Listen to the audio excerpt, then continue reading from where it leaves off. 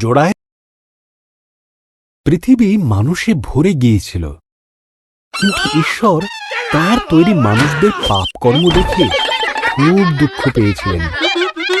তিনি তাদের ধ্বংস করা এক লোক ছিলেন, যিনি বাকি লোকেদের মতো ছিলেন না। নোহ ঈশ্বরকে ভালোবাসতেন এবং তাঁর বাধ্য ছিলেন। ঈশ্বর নোহ ও তার পরিবারকে মহাপ্লাবন থেকে বাঁচিয়ে রাখার কথা ভাবলেন। ঈশ্বর নোহকে মহাপ্লাবন থেকে সাবধান করলেন।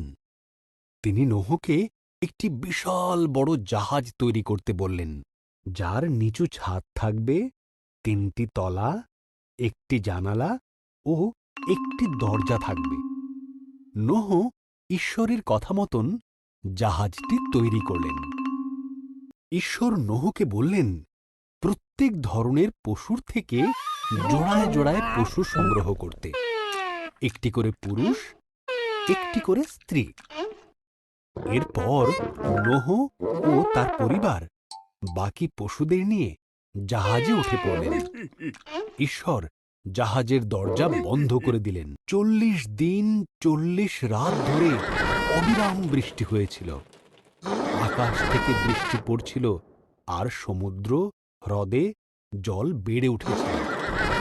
এর ফলে পৃথিবীর উচ্চতম পর্বতগুলিও মহাপ্লাবনে ডুবে গিয়েছিল।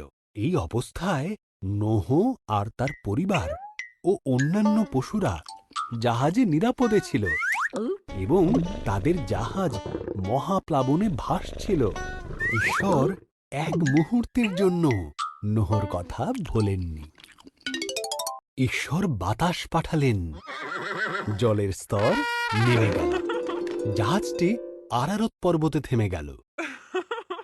নোহ একটি ঘুঘু পাখিকে বাইরে ছেড়ে দিলেন।